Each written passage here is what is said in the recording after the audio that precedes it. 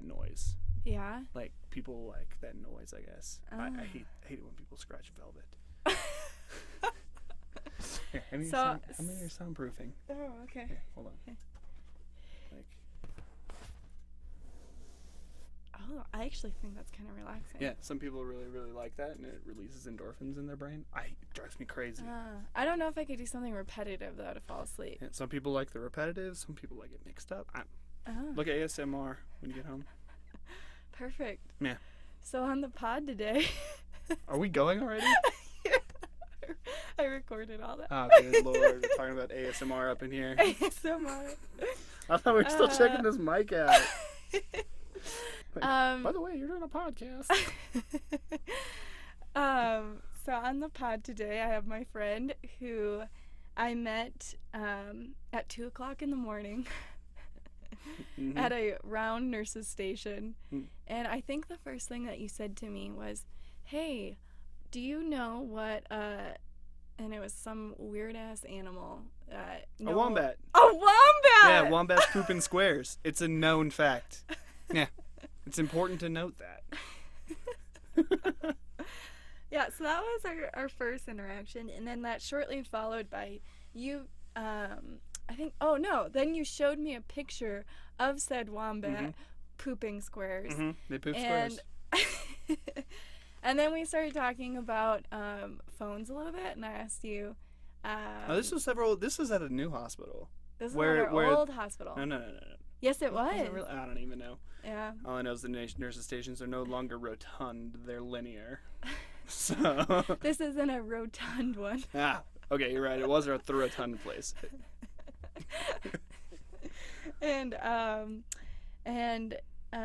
You told me that you don't have any social media. Oh no, that you have Facebook. I have Facebook. But you were thinking about you had an aspiration to downgrade to a phone that didn't have anything on it, right? Yeah, my longer term goal is to eventually get to a flip phone and not deal with any of the current technology. So it's a work in progress getting that direction.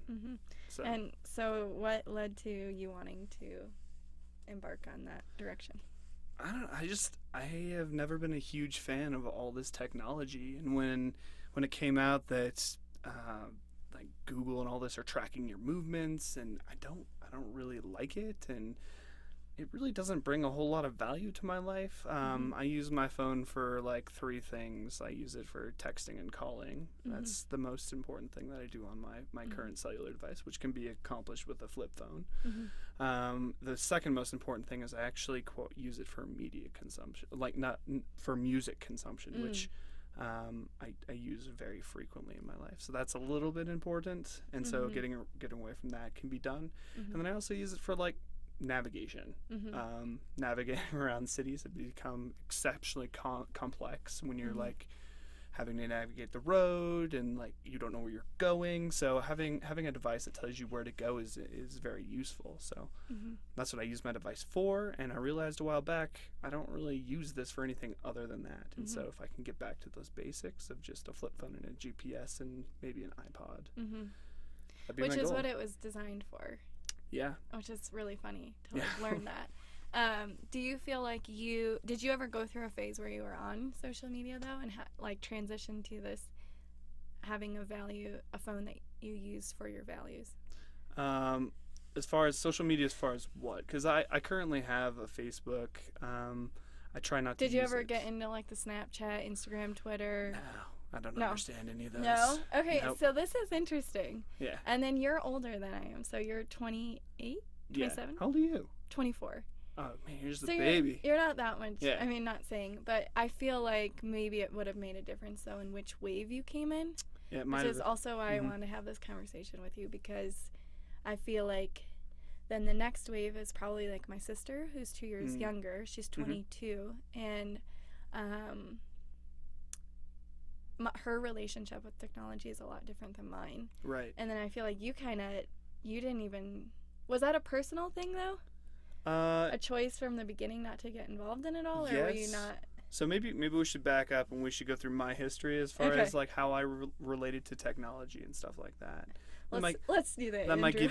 might give you a little. Oh, by the way, this is Andrew. Hi. Might give you a little sense of where I come from. When he feels uncomfortable, he makes weird noises. I always make weird noises. Which is why we started with AMR. ASMR. Yeah. So I was born in the 90s. I'm a 90s kid. 1991. Yeah, early fads. I actually grew up in the Christian community, so I wasn't exposed to a whole lot of secular type of media, and I got my first piece of technology in 8th grade, and that was a CD player. Oh. Yeah, without skip protection. None of these kids nowadays understand what skip protection was. I don't know what skip protection is. Oh my god. It missed me. I did have a Walkman though where I put CDs in, so maybe I just wasn't in. Was it a CD player or a tape player? Because I had a tape player when I was 6, but it wasn't mine. It was your dad's. My dad's and my brother's. Never had a tape player, just CD. Okay. Yeah. So I had a CD player. Okay. And you would open it up like a clam. Yep. Then you take your disc out of your giant backpack of discs that you currently have. I whacked this microphone. And you take it out and plop it in this thing, and then you play your song that you're trying to play, and they had track numbers. And I feel like this is how my parents talked about records. Yeah, you put the needle in it, and then you try and just gotta guesstimate where it's at. Yeah, but you had to put it in the CD player and then get your track, and then you put it in your pocket or carry it and put on your headphones, which were about as big as the ones we're wearing now. Mm-hmm. They're like the special needs kids where you have to do the hearing test, at school. Oh yes, we all did that. Yeah, everyone can relate to raise that. your hand if you hear the beep, beep, and you raise your hand even if you didn't hear it because you didn't want to feel weird. Right. Yep. Exactly. They're like, this kid has really good hearing. I didn't even put the beep on yet, and you already heard it. Exactly. Yeah, there were headphones like that, like the big ones that you feel like these are weird. Right. And then you listen to your song, but as you're walking, the laser inside the CD player would bounce up and down, and it would actually skip on your CD. So you'd be listening which is why you like EDM. Exactly. We figured it out. That's it. That's why I like EDM music. So. Yeah, so skip protection came along, and I guess it balanced the laser at first. I'm not exactly 100% sure how it worked, but it balanced the laser or read ahead of the CD, so that way when you bumped it, it didn't skip, and that was revolutionary. Okay. So you were a 90s baby, got into this CD player. Yep, I got my first cell phone when I was sophomore in high school. Okay. Yeah. Yep. And then I had to convince my dad for a year that texting was worth it, and that's when each text was 5 cents. Right. And we all went over on our parents' plans and had to work for that crap that we went over. I remember buying a ringtone on my phone, and my dad flipped out. He just lost it. Remember when you could buy iTunes songs and you make them your ringtone? Yeah, it was a long time ago. Yeah, I think I bought Buck Cherry. Hey, you're crazy. Yeah, that song. It was the most rebellious thing I could think of at the time, but I did it. Okay. So, I got that phone, and I think in junior year of high school, I got more along the lines of a smaller phone. It was still an analog texting phone. Mm-hmm. And then my first smartphone, I would say it was in college, my freshman or sophomore year of college. I don't exactly know when that came about. It was a Samsung. That was your first smartphone, you said? Yeah. Okay. Galaxy S. I don't know. Yeah. It was Galaxy Touch, I think. It was a long time ago. Right. So, and since now you're a sophomore in college and you have your first smartphone. Mm-hmm. And so at this point, I feel like Facebook was probably still big. Yeah, I think I originally created my Facebook account in 2011, freshman year of college. Okay. Yeah, I think some friends in college had convinced me, hey, check out this thing. Mm-hmm. You got to try it. And that was the first time I ever had an experience. MySpace. Oh. MySpace was the very first thing that I experimented with in middle and high school. Mm-hmm. And then, I don't know, I couldn't figure out all the coding behind it because MySpace, in order to make it look good, you had to do a bunch of coding. And really? Yeah, in the early days, you could program your page, and if people went to your page, you could like make your cursor specific colors and play different music on your page. And Oh my god, that's actually kind of cool. yeah, it was really customizable. Yeah. All I really wanted it to do when it said sex was have it say like yes please. That's all I really wanted it to say, but I can never get it to do that, and so I made a page that I thought was okay, and excuse me, and then I just kind of gave up on it. I really didn't have any value in my life. Right. And So then you got in.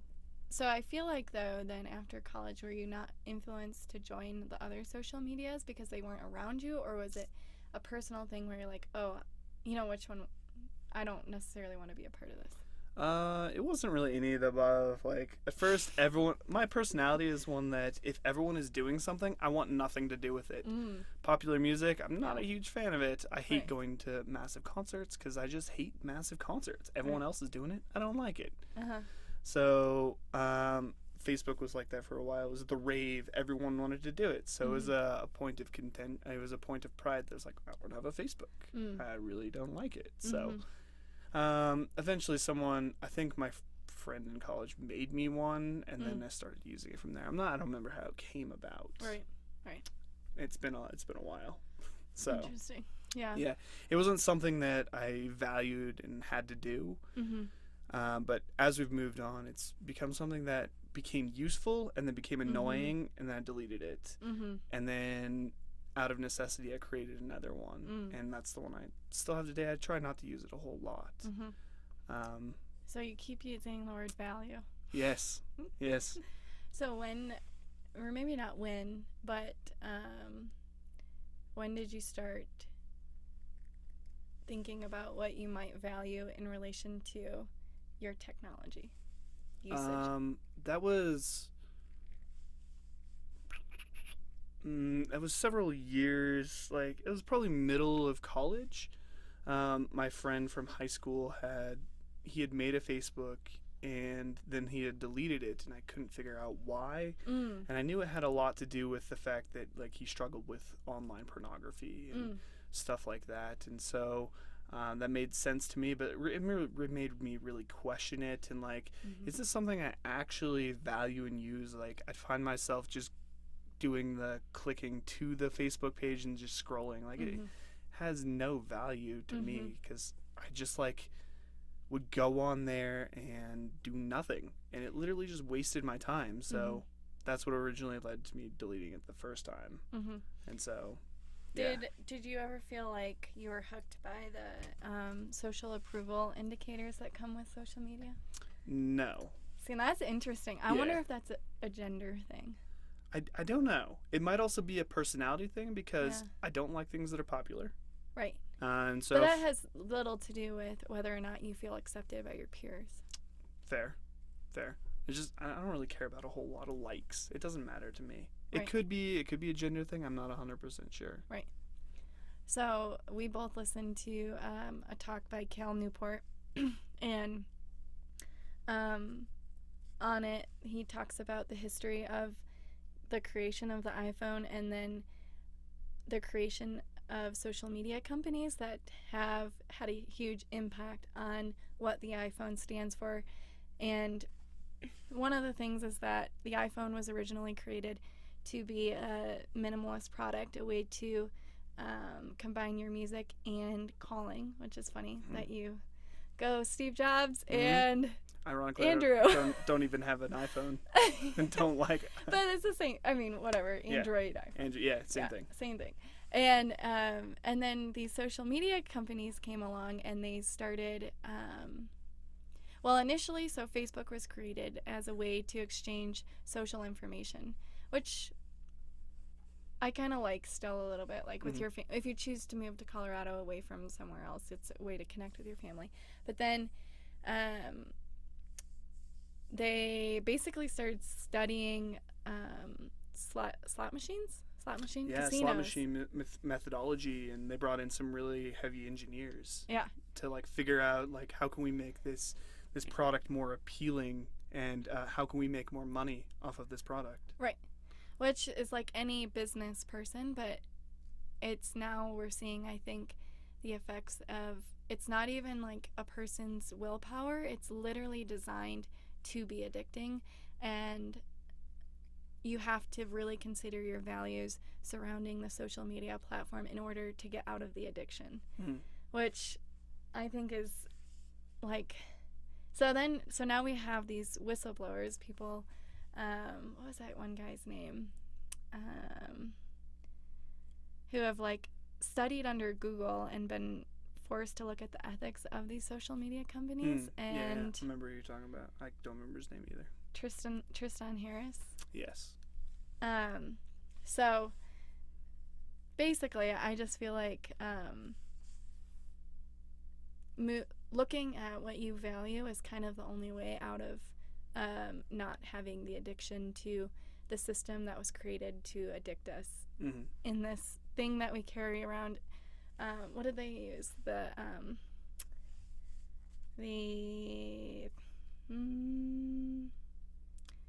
Where it's like a constant companion model of the phone. Right.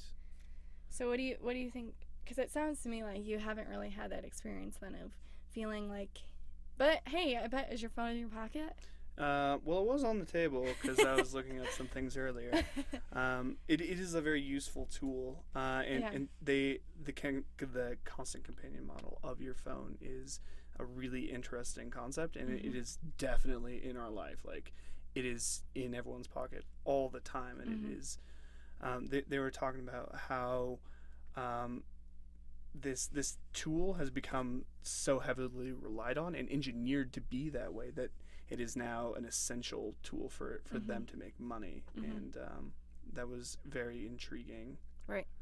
And yeah, I just finished Amy Poehler's book, and she describes it as like in the 80s what a pack of cigarettes, or maybe earlier than that, pack of cigarettes would have been like. Like, everybody had a pack of cigarettes in their pocket, and now we have our like phones. Right. Yeah. Yeah, and it's definitely changed, and you can see it walking around in society. Yeah. Yeah. So how do you feel like? So a big point in the podcast too is that, like, with, the social media notifications, our brains are becoming not adapted. They're being forced to use context switching all the time, which I feel like we have to use a lot in nursing. And I actually feel like that might be like now that I know what it's called, might be like one of my greatest job dissatisfactions. Because I'm a deep thinker, so having to context switch while I'm talking to somebody and getting an alarm in my pocket while I'm trying to write a note on somebody, and then somebody comes up looking for the bathroom, like that for my brain is like, it's very hard for me to come back then and get into my role again. So. Yeah, it's very, very pervasive, especially in our profession as nurses. It is there continuously, and it's not just generated by social media. It's generated by the type of work we do, which ironically in some ways can hamper the type of nursing care that you give, and can really affect how you feel as a caregiver toward your patients. Charting is a huge, that takes a lot of mental willpower to do, and like you said, when an alarm goes off, it messes with your ability to quickly get some things done and chart. But that's in my pocket.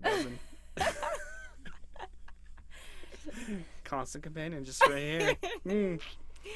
But it can mess with our the care that we can give our patients. Right. Because you're moving from focusing just on them to a million other things. Yes, and I've noticed when I have fewer patients, I'm an ICU nurse now. I feel like I have the ability to focus on my patient a little bit more. Yeah, I was going to ask you about that. There's a difference between a med-surg floor and an ICU floor. There's still all the alarms and stuff going off. In fact, sometimes there's more, but you have marginally more time to sit down uninterrupted, assuming your patient doesn't crash and go crazy. And right. But you can focus on one thing a little bit better.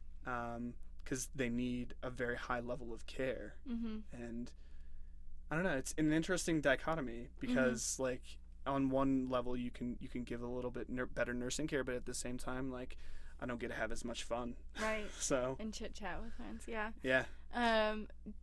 Do you, and this is going to put you on the spot, is there anything in so then I started to think, how can I be more intentional with my care to prevent the context switching? Mm-hmm. Because, so taking this bigger, most people work a 9 to 5 where you're working at a computer. Mm-hmm. So the creation of email is what really led to a lot of people having to deal with context switching in their job.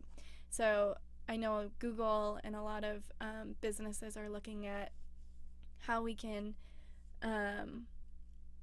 basically hire people to answer other people's emails now, so that they aren't doing that context switching and they can get into that deep work and that knowledge gain. Yeah, Cal Newport was pointing out in the podcast that they had done a study where they'd looked at someone who hired someone to like answer an inbox full of emails, and that was their job. So the person who was actually doing the job could do their job, and another person who had just deleted his email completely. Right. And he had contrasted the two, and I found that very interesting. Right.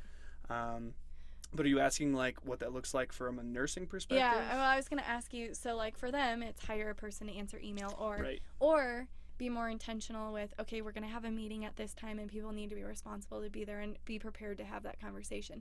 For us, though, it is literally the nature of our job almost to do context switching, but I don't know, like, can you think of any ways that we could, like let's say that you had unlimited resources, we're looking in the future, like what could nursing look like to limit that and make our care more intentional and direct? That's a fantastic question.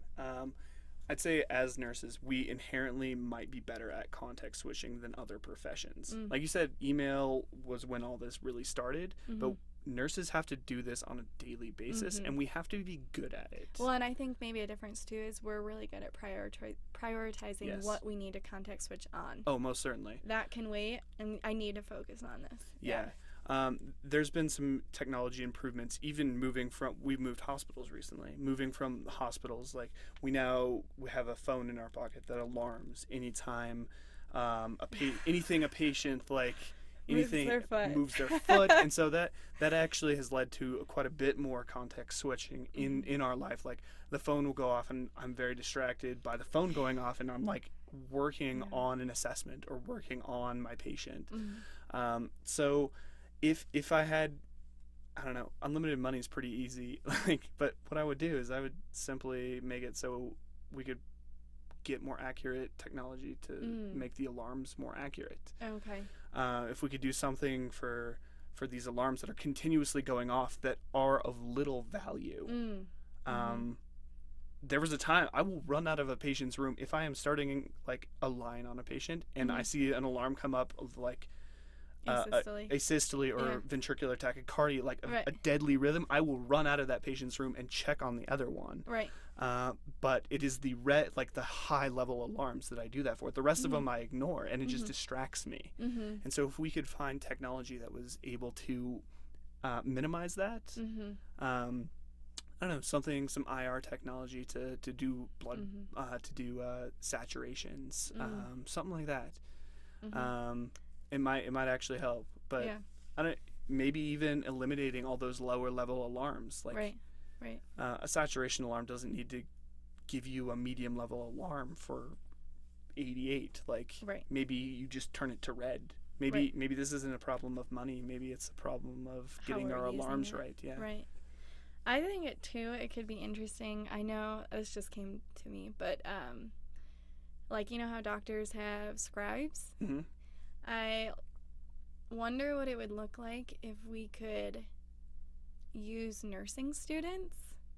So instead of classroom lecture, which I do think is valued, but I'm a kinetic learner, so I have to learn while I'm moving. That's why I'm a huge note taker, and I love listening to podcasts while I run. I have to be moving in order to attain something. Otherwise, I like fidget, and it's hard, for me to take in things. So I wonder if part of your nursing curriculum was to follow a nurse and then record in time, like almost as a scribe would for a doctor, hey, I'm noticing that this is abnormal right now. Hey, I just counted our heart rate. It was blah, blah, blah. So then you're not having, in time, you're not context switching. You're also verbalizing to the family so they know what you're seeing. And it's getting recorded in your technology, which we have to use now. Mm-hmm. That would be kind of sweet. And then they're kind of like, oh, okay, that now and then they're learning because they're seeing, oh, so this is abnormal. Yeah, this is what abnormal looks like. And this is what I'm looking for when I'm doing an assessment, which is like the primary, at the core, that is the primary role of the nurse. Yeah. We have a lot of interventions and skills that we also do, but really our job is to be good assessors. Right. That would be cool. Yeah, that makes me excited. Interesting concept.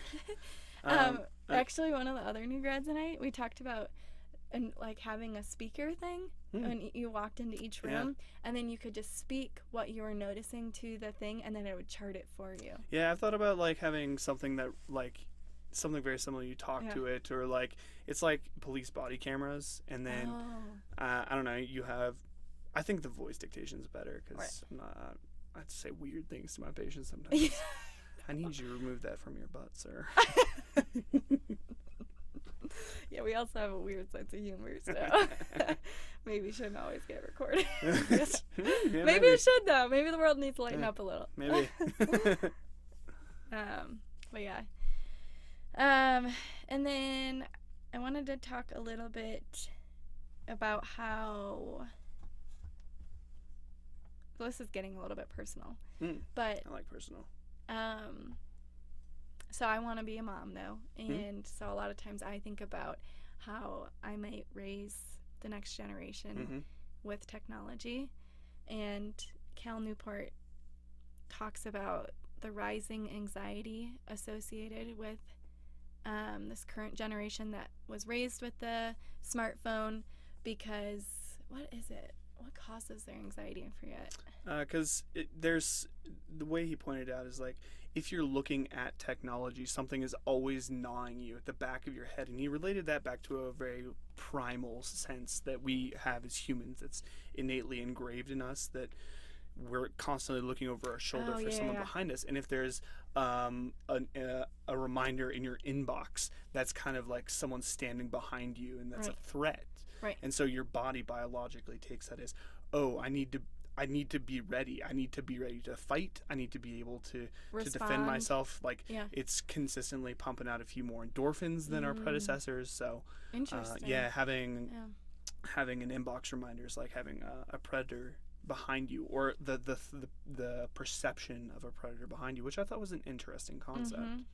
Well, because I think we all feel that. Like, we can feel that anxiety. Yeah. When you get a text, it's almost like, and this is the truth of it, and everyone can probably relate to this, when you get texts at work, you almost feel this like internal anxiety of, oh, I really need to respond to this person, but I'm at work and I know I'm not supposed to be on my phone, or I need to be engaged with like my actual work. Right. And that's like that's real. Yeah. Oh yeah. And if you get an email and you just don't acknowledge it, you have a little number on your phone. Yeah. And so it's interesting how that has all been engineered to be like that. There's some very smart people who have come up with this. And it's interesting dissecting and looking at that a little bit more. Yeah. They're called Generation Z, I guess. Oh, it's my little sister. Their anxiety numbers have literally jumped off the charts. Like, they can't track them anymore. And their focus levels have decreased immensely too. Right. So how would you, with no parenting experience and no idea of what it's like to actually be a parent, how could we hypothesize raising a kid with technology in a productive manner? See, I've thought about this a bunch. Like, how do I actually want to go about raising future humans? And or not even saying, let's say that you don't want to be a parent, but you're going to interact with young people regardless if you want kids or not. Sure. So from a parenting perspective, I think that's an interesting. Let's go there. Okay. And then we can go the other way in a little bit. Is that kosher with you? It's very kosher. Sweet. So from a parenting perspective, I've thought about what I want to do. And what it really boils down to is like, what values do I want to instill in my children? And I think that's the very core of it, is behaviors are built out of values. And so if you can instill good values, those lead to good behaviors. Values lead to thoughts, which lead to behaviors. Mm-hmm. And so if I can instill good, like, values in my kids Mm-hmm. toward their relationship with technology, it Mm-hmm. will solve a lot of these problems. Mm-hmm. And the values I really want to instill in children when I have them are they gotta love people, and they need to love community above everything else. Mm-hmm. There's another religious component to that, but we don't have to get into that. But Mm-hmm. they must love people, and they must love community. Mm-hmm. And if technology gets in the way of that, Mm-hmm. then that needs to be eliminated. So the way I'd like to practically do this is, I think for the first 10 years of my kids' lives, I don't think I'll have technology. Mm-hmm. My goal is to get down to very low technology myself. I don't Mm-hmm. place a whole lot of value in it. And so Mhm. if I can get there and have them read and, like, think and analyze from, like, a book perspective and read things, Mm-hmm. then slowly we can introduce technology once it gets to it. Google, the internet, is a fantastic tool for knowledge, and I think if used correctly, it's beautiful and amazing. Like, I was looking up stuff on the way here, Mm-hmm. to research and to talk about, Mhm. but spending all of your time on it very, very severely diminishes your ability to relate to people. Mm-hmm. And so I think for several years, my kids won't have a technological influence in their lives. And then once they're able to manage their values a little bit better, I'll start slowly introducing it. Right. And I that means that I won't have technology for a while, Right. and I'm cool with that. Right. Well, and I think that's probably the biggest in terms of kids actually listening. I think they often place very little on what anybody says. Not to say that words don't hurt kids, but a lot of times it's more looking at how you're leading by example. Mm-hmm. So if Yeah, a most kid certainly. grows up with their parents, like, chit-chatting about recess at dinner, and, like, they grow up with, like, sitting outside playing with a rock with their parent, like, I think they're gonna, like, the question of technology, they won't know what it could look like when you're pretty little. Then navigating, like, Right. middle school and high school, it's gonna get different because your peers become more of an influence than your parents. But yeah, I like that, where, like, you really just have to kind of set up your own lifestyle to limit it, and then your Right. kids will not almost even want that input. Mm-hmm. I am hopeful for, but I feel like that's how it is in my own relationships. Like, when you feel like you're getting what you need from your friends and your family around you, you don't need a social approval indicator from Exactly. something online. Yeah, most definitely. And building that value system first is going to be real important. Yeah. And I'm not saying it's going to be easy. It's going to take several people to do this. Mhm. Like, I don't plan on starting a family without a wife who could potentially stay at home if that's what she would like to do. Because I think for the first few years it's really, really critical. So homeschooling. How would you create values in a kid, or help them form what they think they might want? You're asking deep parenting questions I am. here. All hypothetical. I'm still working these out. I figured I got a few years before Take a this shot at it. happens. Tell me how would you teach? Now, I'm not saying super. Toddlers can't. But we're peds nurses, by the way. So this is how we. How would you teach? I think by 9 or 10, you can start to kind of understand what it means to have values. Yeah, that's when the moral development centers start happening. I think it's 6 to 10. Is that what Erickson says? I can never remember. Yeah. I like Freud. I'm just kidding. I don't like Freud. Anyway, yeah, I think that a lot of it is, like you said, leading by example. Right. And they're going to observe the way that, like I told you, the values that are important to me are people and community. And so if they can see me interacting with community and people around me and in a loving, compassionate manner, that is something that I can move forward. Right. Maybe let me take it bigger. So your sister, you said, is how old is she? I have two sisters. So one is younger 22, one is 19, 20. Oh, okay. so I did this with my sister yesterday, and she's 22. And I was more talking to her about it from a like finances standpoint, but also from a social media standpoint, but because I think they actually kind of coincide. And I was trying to get her to like tell me what her values were, or like what she valued out of life. And it's like one of those questions that like maybe you got asked if you went to a religious school, or if you've ever gone to any like mindful retreats or anything, but it's almost, I feel like, a word that's like super vague to the point where people are afraid to answer it, because going down that road, it's not, I don't think, a question that has an answer that is definitive, and in our culture that's not easy. So there isn't a black and a white. There's a, I'm going to answer this and it's going to change, and being okay with that it is what I think makes the question difficult. Right. But how might you make a 19-year-old, I guess, answer what her values might be? I had some interesting thoughts for you on that, but go ahead. Whatever you want.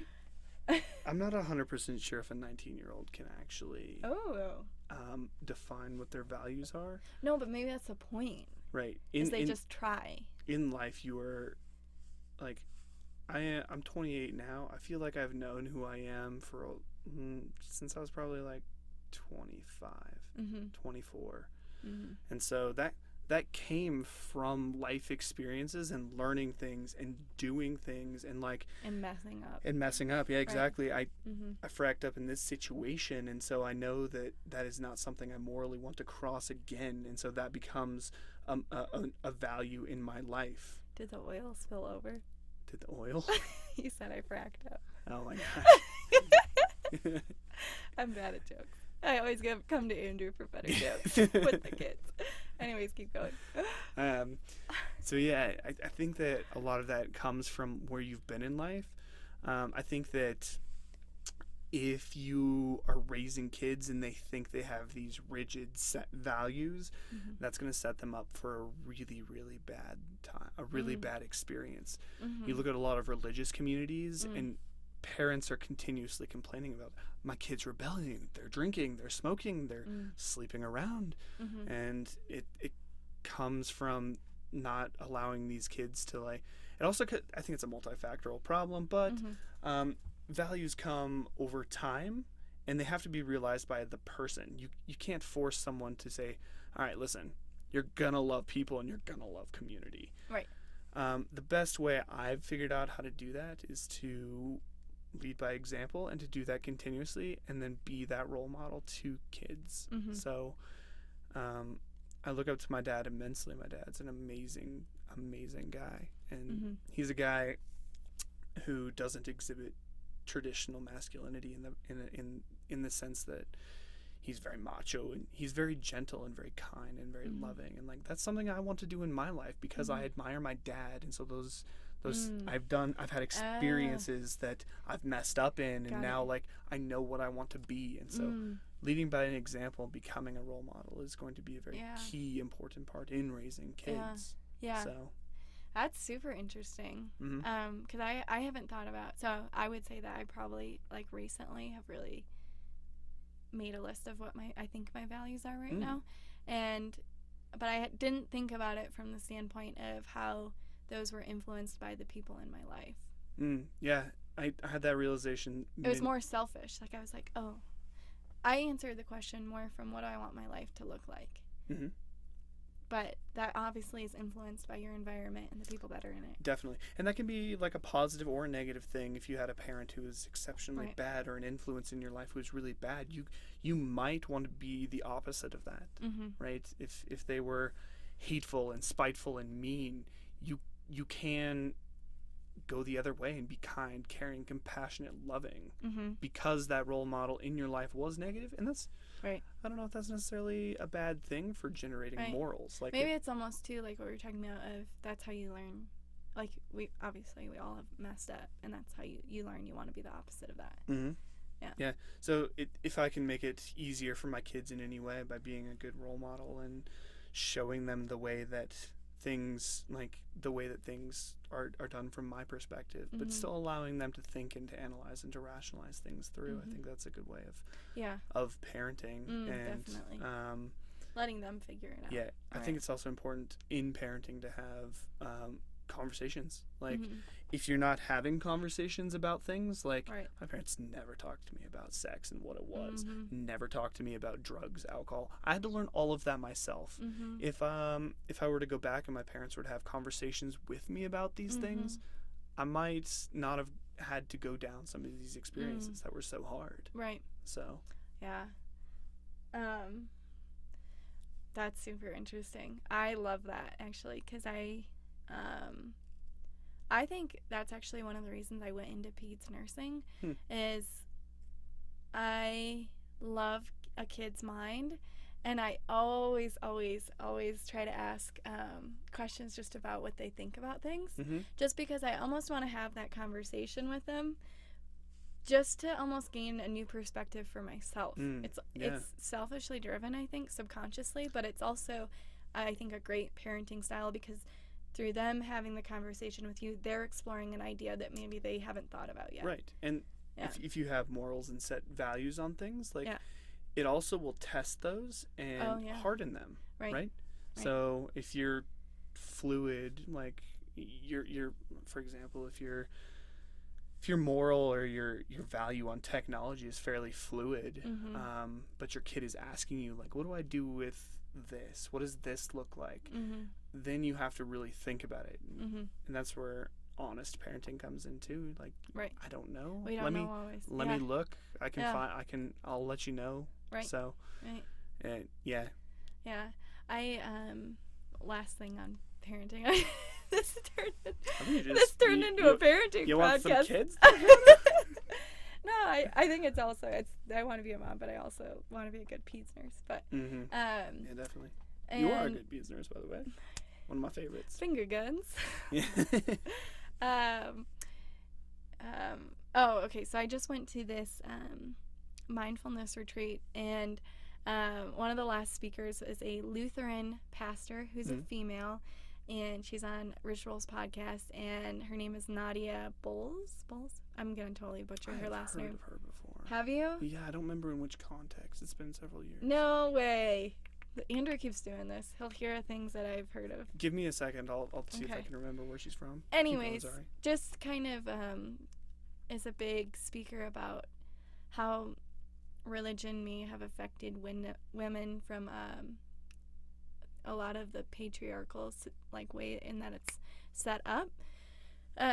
So she just kind of speaks about all that, and that could be a whole nother podcast. But one of the things she said at this conference or this retreat was, because a mom stood up and asked her, "Hey, I have 2 3-year-old boys, and I don't want them to have this association with sex that is shameful, but I also want to teach them the middle ground of being respectful and safe and all those things." And I think every parent probably struggles with that happy medium. And Nadia was like, "Well, I don't really know the answer to that one. I don't know what the happy medium is," but she's like, "I always think when it comes to sex, what's the first thing that you wish that your mom or your dad had told you about it once you told them, hey, I'm having sex," if that conversation ever even came up. And I thought that was super impactful for me, because there's so many things that I wish my parents would have said to me. So, yeah. Yeah, she was on This American Life. That's how I've heard of her. And then I think she's getting big. Yeah, I might be thinking of the wrong person, but she might be writing an interpreted version of the Bible. I'm not 100% sure. She could be. She's that. Yeah, she seems like the type of person. Yeah. She's kind of. I don't know if that's the exact person I'm thinking about. I apologize if anyone's listening and they're looking for this lady and they're like, "That's not her." Apologize, but sometimes my eyes get crossed. But yeah, I think that's a fantastic way of approaching things. Yeah. And to transition that, I want to talk a little bit about another group of people that I think have led maybe the general American citizens a little bit, and being countercultural and in regards to technology, and that group is the Amish. God, I took care of a kid the other day. It's roots in that. He had roots in Amish. Did you guys talk about it being Amish? No, it's just interesting. Roots in that type of community. I don't know how much I wanted to say. Whatever. Roots in that type of community, and it was really interesting to try and relate to that type of community. Yeah. So it was just interesting. What I thought, so Cal Newport talks about how their community often will look at a new piece of technology and weigh it based on the convenience of it versus its impact the intentionality. Its intentionality impact to the community. Right. And it was really interesting. So he brought up like cars. Yeah. I love that super example. Interesting. And I thought that was so good, and I think that's part of the reason that I'm so like anti-social media right now is because with cars in the Amish community, a lot of times, so with any new piece, what Cal said, and I'm going off of him, is that they bring it into their society and they see how it hurts or benefits their community as a whole. So with cars, they brought it in, and what they saw is that people were, which also kind of sounds like a little bit cultish, but so one of their things that they value as a community is spending time with each other. And with the car, people were leaving to go other places when they had time off. So then their value of spending time together and growing together as a community was falling apart. So they decided to get rid of cars. And I guess I was just wondering how you felt, because I know there's a lot of opinions about the Amish community, about how you felt. Like, do you think that they are leading by good example, if they're just too unrelatable to the average American citizen, if they have a good idea here, or what? Yeah, I thought that the fact that he was using them as it was really interesting that he used them as an analogy for a value system, which I agree they have a fantastic way of going about looking at technology and like how it can affect a community at its whole. The cars was super interesting, like you said. Like, they give one person a car and see how it affects like the community. Right. And so I think they're using a cultural group like that is a great way of like making a point. I'm not sure like leading the charge, as someone says, like let's use them as a spearhead to forward our campaign is necessarily the best way of going about things. I think it's really important to look at all cultural opinion, like thoughts, and to see where you stand. Like this digital minimalism and like where like it's going to be a personal thing. And trying to make it a revolution or trying to make it a big thing might be defeating the purpose. Like if you have 100,000 people on Facebook saying let's be digital minimalists, like that defeats the purpose. So using the Amish community as like a value system litmus test, I think was really interesting. Using them to forward his charge, I'm not sure that's the best idea. Well, it's kind of like religion, like people have to almost, I feel like, so I grew up Catholic, and a lot of the way of what we'd talk about in church was being, which has been a surrounding theme, this always happens, of being an example to the point where people want to join what you're so excited about and what your value-based system is originated in, and that's how you get people to join your religion. So it's almost like that almost, I wonder if that's like almost a foolproof method of getting people on board with different philosophies or things like that. Yeah. Because you can't force people into it. Right. He was using them as an analogy and kind of like an excitement point to his campaign. Yeah. So I think it was a good metaphor, and like before anyone like goes into something such as like digital minimalism, he touched on this too. You need to really truly examine yourself and see where your values lie, and you got to know yourself before you jump into something. Right, definitely. And otherwise it's terrifying. Yeah. And that's what he did a study, and people had asked people to join for 30 days getting rid of their social media, and the like younger generations that had never known what their hobbies were prior to technology were like freaked out of their minds. Like they didn't know what to do with their time and all this like almost like solitude and things. But then the people who had hobbies and then were introduced to social media had something to almost fall back on and were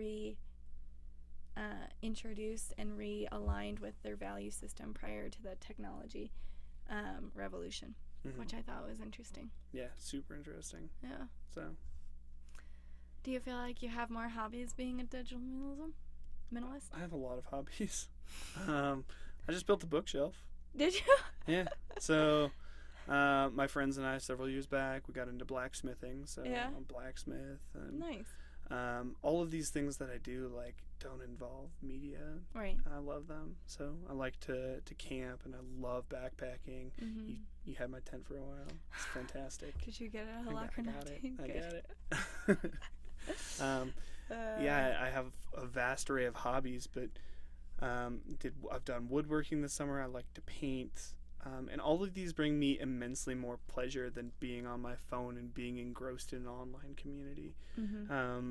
When one of my true hobbies, though, what I found is I really love people, and that comes back to my value. So one of my favorite things in the entire world to do is just sit at a coffee shop and just get to know some people.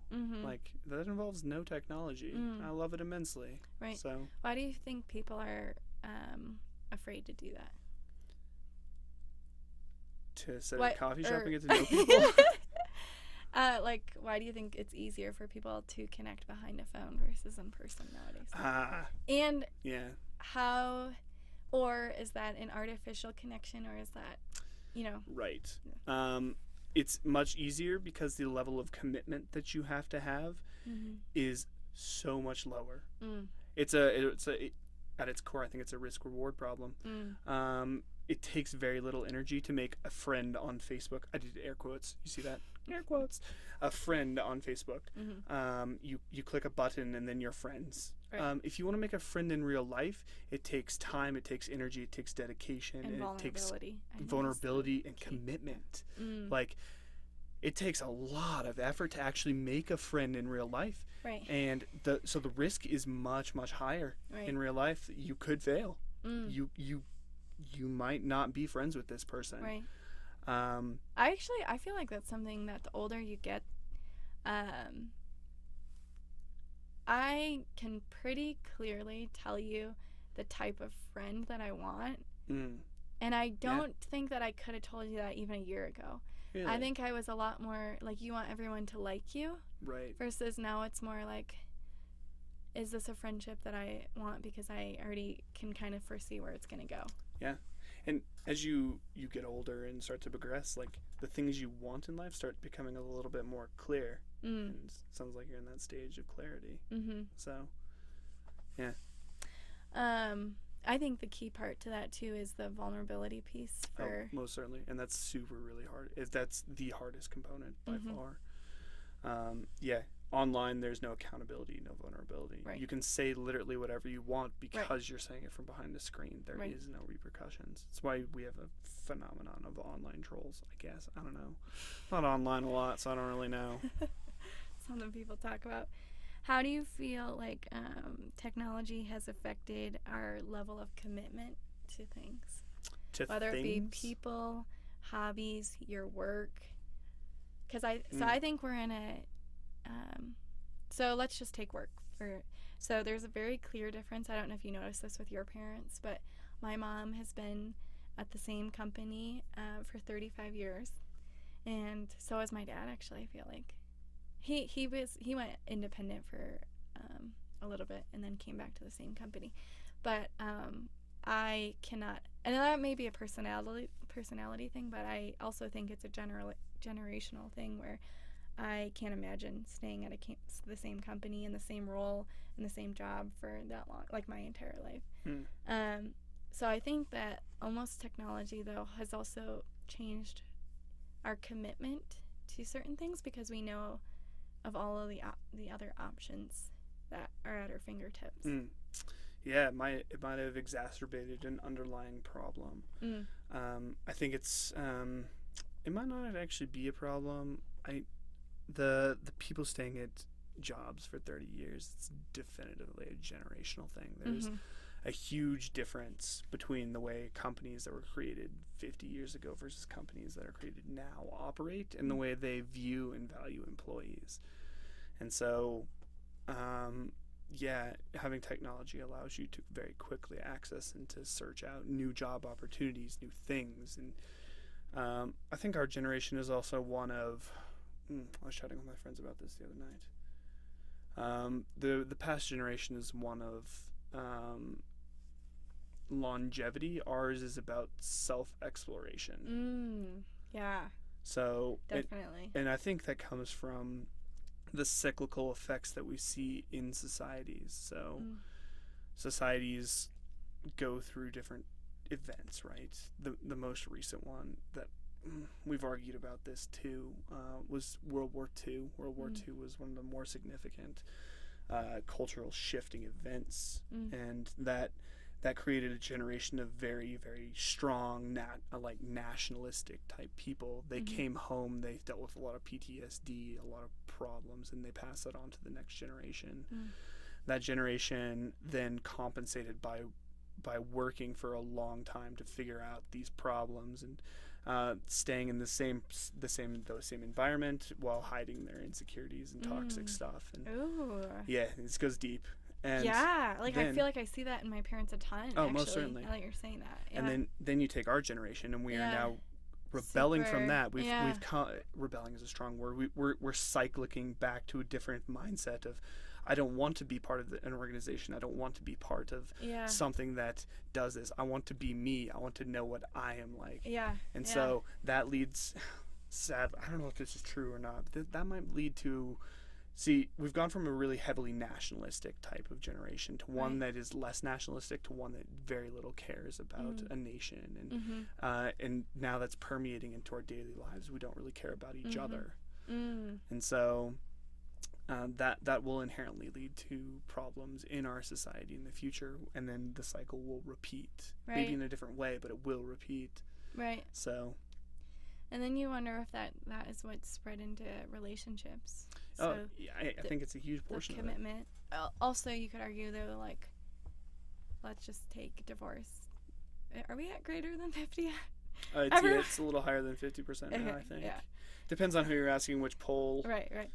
If they're religious leading or not. Which could go back to if you're, the definition of marriage has changed a lot in the last even 50 years. Like, women can be financially independent, yada yada yada. But also, I think there is our level of commitment within everything has changed, and that includes the relationship. Yeah, and technology has kind of played a role in that. You have more options now, even when you're in it, because it's always at your fingertips. Right. I've never realized this. Yeah, it's created a sense, and that's everything, right? Jobs, friendships, romantic relationships. Look at Tinder. Swipe. I've never used Tinder. I don't know what it does, but my sister met her husband on Tinder. She said she swiped right on him, so I assume that's a thing. I've heard about this said swiping thing. Oh my gosh, I don't even know.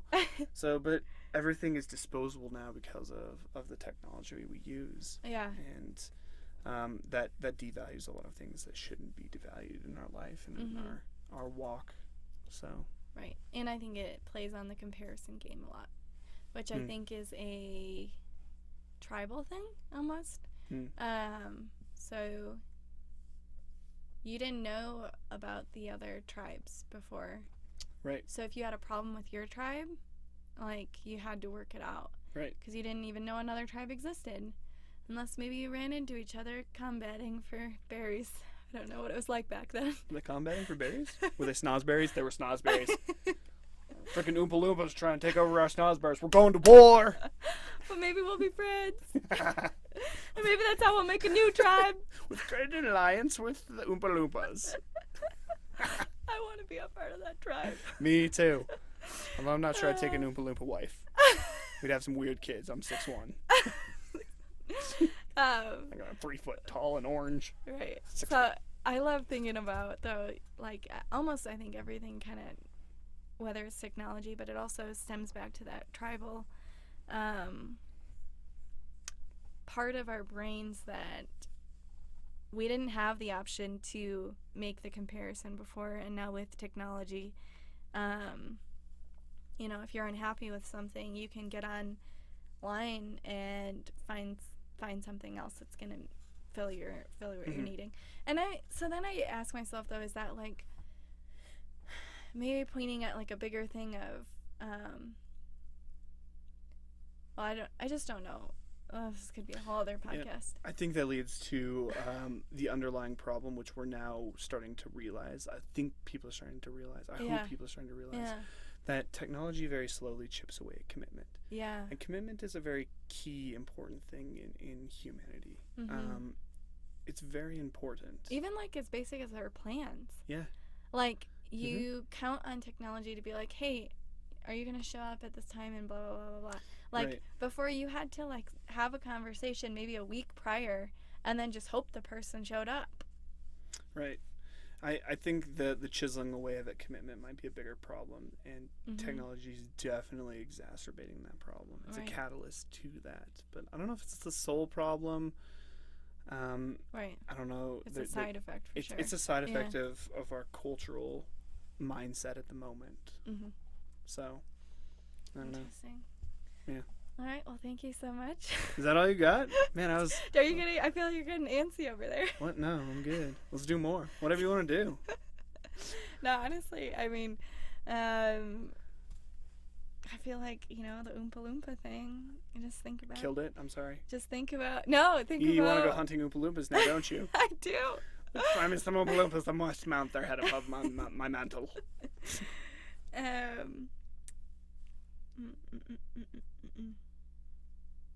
I think maybe just one more thing on I thought this was a little bit interesting and maybe applied to our world about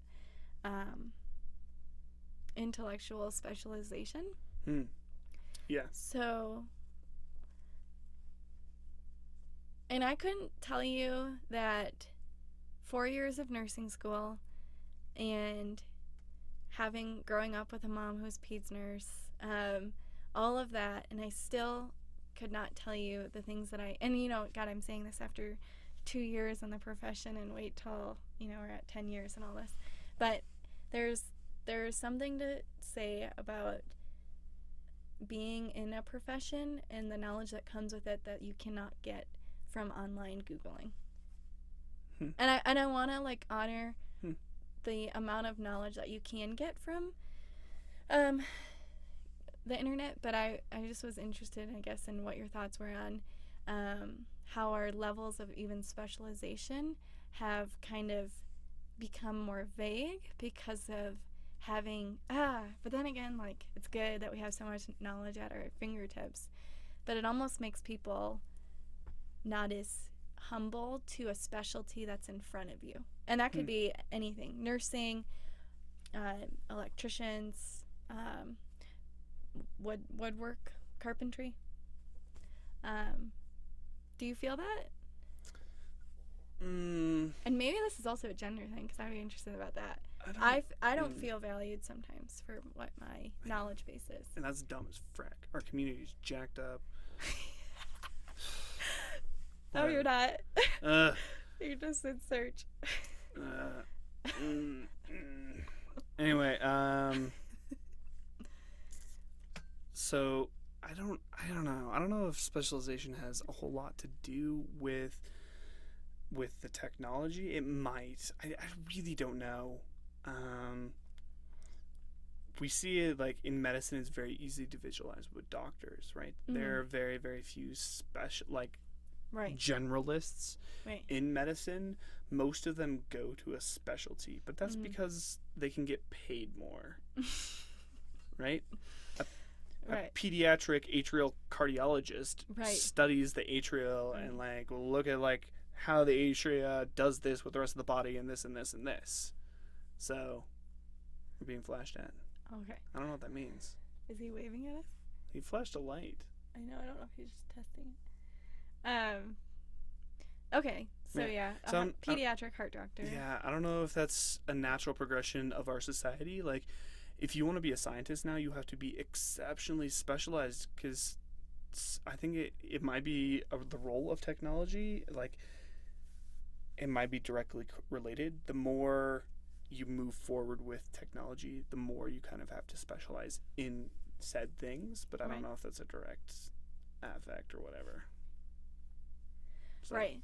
Yeah. So I guess you could look at it in two ways. Of that, I feel like everyone's been able to rise up to be a specialist in their own way, and that's kind of, I think, a problem side effect, but also a helper of technology. Mm-hmm. But then you also still do have like these actual specialties. Like we could not know the knowledge of a pediatric cardiac doctor or all of his years of education to get there. So, all right. Well, thank you so much for being on the pod. Yeah.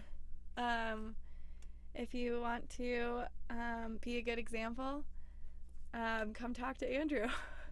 Don't do that. You're going to set me up for failure there. Okay, bye. I'm not good at endings yet. Oh, all right, bye.